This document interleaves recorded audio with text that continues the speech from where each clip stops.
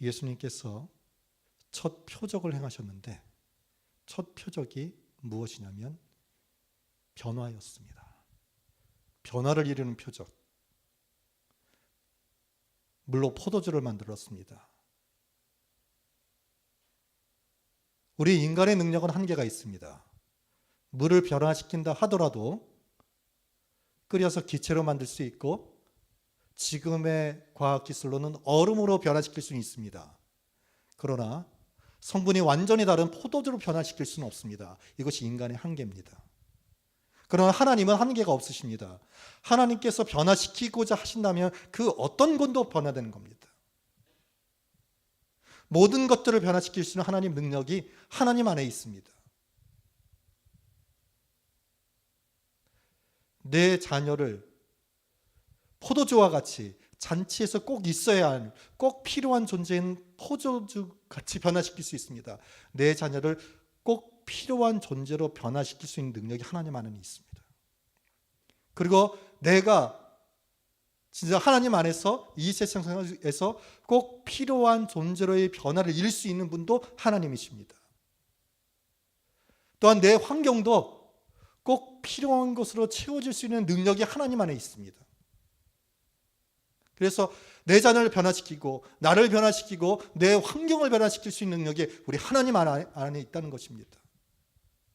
그래서 저는 이 예수님의 첫 표적이 굉장히 의미가 있습니다. 모든 것을 변화시키는 하나님의 능력. 우리는 변화를 원합니다. 그 변화의 능력이 우리 하나님 안에 있다는 겁니다.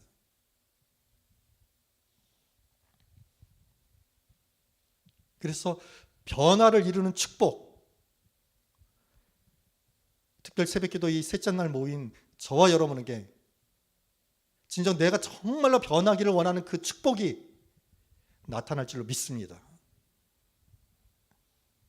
갈릴리 가나는 예수님께서 자란 갈릴리 나사렛과 가깝습니다. 혼인잔치가 있는데 예수님의 모친 마리아와 예수님 또한 제자들까지 초청이 되었습니다. 그것을 볼 때 그 마리아와 친족 관계인 사람의 어떤 결혼식인 것으로 생각됩니다. 일반적으로 유대인의 결혼식은 일주일을 갑니다. 길게는 2주까지 갑니다. 그래서 그 결혼 혼례 잔치 기간 동안에 신랑의 친구들이 같이 기숙하면서 같이 기뻐합니다. 그리고 마을 사람까지 초청해서 기쁨의 잔치를 벌입니다. 이 축제 기간이 신혼부부에게 중요한 것은 이 기간에 사람들이 마음껏 기쁨과 만족을 누리면 그 부부의 미래의 결혼 생활에도 그러한 기쁨과 만족을 누릴 수 있다고 여겨졌기 때문입니다. 그래서 이 혼례의 잔치, 혼인잔치 기간 동안에는 기쁨의 잔치가 되어야 되는 거예요. 그런데 이 잔치 기간에 문제가 생겼습니다. 잔치에 필요한 포도주가 떨어졌기 때문입니다. 그래서 혼인잔치에 중요한 포도주가 떨어졌습니다. 이것을 보면서 저는 이걸 느꼈습니다. 인간은 한계가 있는 존재라는 겁니다. 일생에서 가장 중요할 수 있는 그 혼인잔치를 준비하는 사람이 얼마나 준비했겠습니까? 포도주가 얼마나 필요할지 왜 생각을 못했겠습니까? 나름대로 넉넉히 준비했을 것입니다. 인간이 모든 수고를 하고 모든 애씀을 했는데도 부족했고 떨어졌습니다. 이것이 인간의 한계입니다. 노력하려고 하고 채우려고 하고 온전하려고 하지만 도달할 수 없는 존재. 이것이 인간의 한계입니다. 그래서 저와 여러분이 열심을 냅니다. 행복한 삶을 살아가기를 위해서 열심을 안 내는 사람이 어디 있겠습니까? 자녀도 한번 잘 키워보려고 합니다. 그러나 한계가 있는 거예요.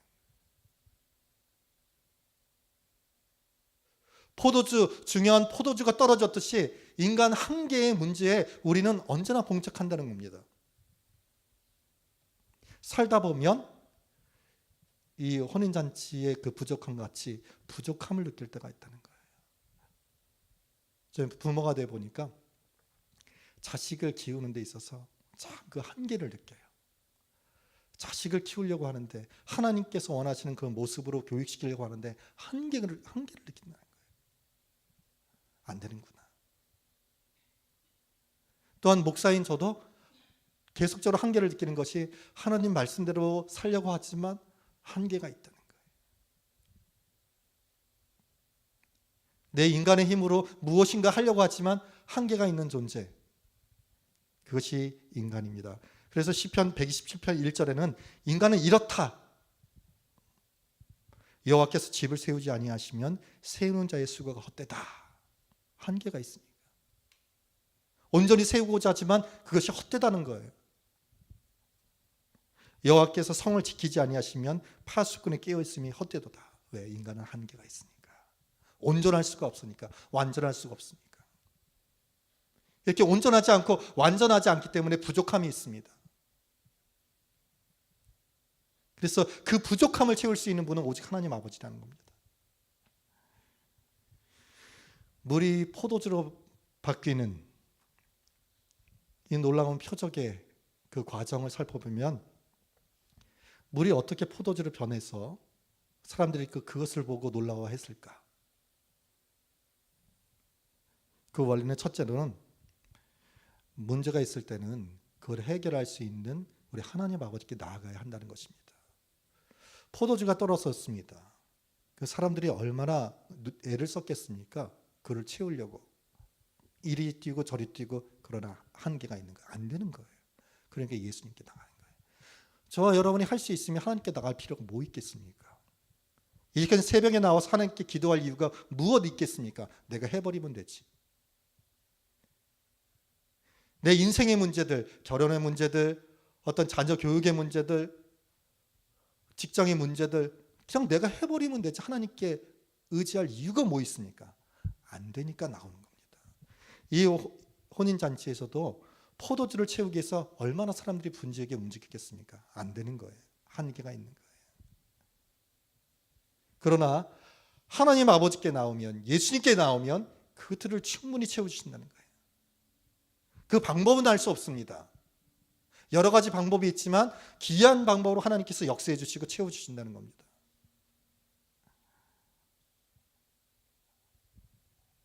그래서 내 삶 가운데 부족함을 채울 수 있는 유일한 방법은 하나님께 나오는 겁니다. 하나님께 나오면 하나님께 채워지는데, 저와 여러분의 부족함은 무엇입니까? 살다 보면 물질이 부족합니다. 그리고 내 자녀의 변화가 부족합니다. 내 삶의 변화가 부족합니다. 내 환경의 변화가 부족합니다. 좀 더 직설적으로 말하면 행복이 부족합니다. 사랑이 부족합니다. 지혜가, 능력이 부족합니다. 내 삶의 행복을 채워주실 수 있고, 내 삶의 사랑을 채워주실 수 있고, 지혜를 채워주시고 능력을 채워줄 수 있는 분은 하나님이라는 겁니다. 그래서 우리는 하나님께 나아갑니다. 그러면서 하나님께서 말씀하십니다. 부족하거든 모든 사람에게 후히 주시고 꾸짖지 아니하시는 나에게 구하라. 그럼 내가 채워주겠다. 성경을 통해서 말씀하셨습니다. 부족하거든 나에게 나와라. 내가 채워주겠다는 거예요. 꾸짖지 않겠다는 거예요. 그래서 저와 여러분 하나님께 나가야 합니다. 그리고 이 시간도 저와 여러분 하나님 아버지께 나와 있습니다. 이것이 쌓이면 역사되는 겁니다. 그리고 이 가나의 혼인잔치 가운데 부족했을 때 예수님께로 나아갔고, 거기서 중요한 것이 뭐였냐면, 변화를 이루는 축복의 중요한 요소는 순종이었습니다. 내 생각으로는 불가능해 보이지만 순종했습니다. 본문에 마리아는 하인들에게 말합니다. 뭐라고 말하냐면, 너희에게 무슨 말씀을 하시든지 그대로 해라. 너희에게 무슨 말씀을 하시든지 그대로 하라. 저와 여러분에게 하나님께서 지금 말씀하십니다. 너희에게 무슨 말씀을 하시든지 그대로 해라. 내가 너에게 주는 어떤 말이 있는데 그대로 하라는 거예요. 그러면 부족함이 채워질 거라는 거예요.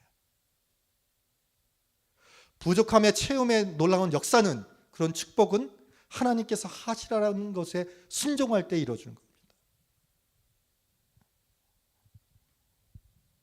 그래서 그대로 하는 겁니다. 하나님께서 뭐라고 말씀하셨던지 내 생각으로는 이해되지 않습니다. 하인이 얼마나 이해가 안 됐겠습니까? 물을 부었는데 그를 떠가지고 연화쟁이에 가져가라니까.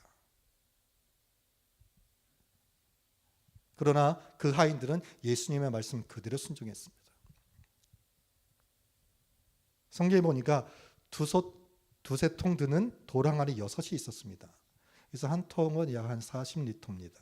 그러니까 두세 통 하니까 80에서 한 120리터니까 양이 어느 정도냐? 그것이 6항아리가 있는데 그들이 가득 채워졌는데, 우리 큰 생수통 있잖아요. 뭐 이렇게 들어 부어가지고 하는 게 이게 18.9리터입니다. 그러니까 그게 대략 5통 정도 넣으면 돌 항아리 하나가 채워지는 거예요. 엄청난 양이죠. 그것이 6개가 채워지는 거예요. 넘치도록 가득 채워주시는 거예요. 그 하인들은 그 돌 항아리에 자신들이 물을 부었습니다. 이것이 무엇인지 그들은 알고 있습니다. 물입니다. 그러니 예수님께서 그 물을 떠서 연화쟁이에 갖다 주라는 거예요. 아니, 예수님께 말합니다. 이건 물인데요. 떠서 갖다 주라는 겁니다. 떠서 갖다 주는 순간, 어느 순간인지는 모르겠습니다. 변화시키는 겁니다. 그 순종을 통해서 물이 포도주가 되는 거예요. 그래서 이 하인이 이것을 떠가지고 연화쟁이에 갔다면요, 어떤 책망을 받을 수도 있는 상황입니다. 하지만 그건 상관하지 않는 겁니다. 순종은 오직 그 말씀에 집중하는 거예요. 그래서 그 말씀대로 가는 거예요. 그 말씀대로 한 발자국 한 발자국 나아가는 겁니다. 그것이 순종이에요. 그 말씀만 바라보지 않는다면 순종하기가 어렵습니다.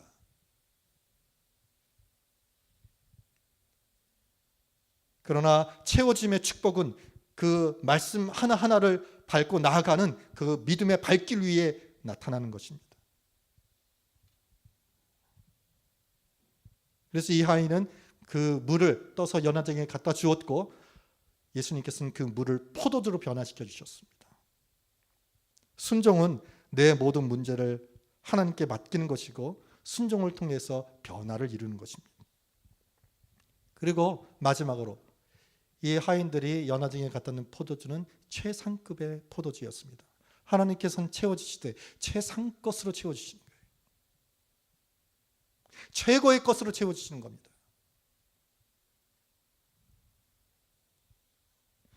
연화쟁이 포도주를 맛보고 말합니다. 사람마다 먼저 좋은 포도주를 내고 취한 후에 낮은 것을 내거늘 그들은 지금까지 좋은 포도주를 주었다는 겁니다. 최상급의 포도주로 변화시킨 겁니다. 이게 하나님의 역사입니다. 저와 여러분에게 주시되 후히 주시는 겁니다. 누르고 흔들어 넘치도록 하여 안겨주시는 것입니다. 이것이 하나님의 축복입니다. 그래서 오늘 말씀을 정리하면 이렇습니다. 잔치가 있는데 부족합니다. 한번 생각해 봤습니다. 포도주가 떨어졌습니다. 그때 사람이 느끼는 마음은 무엇일까? 아마 저와 여러분이 느끼는 마음일 것입니다. 뭐냐면 어떡하지? 어떡하지? 포도주가 떨어졌는데 어떡하지?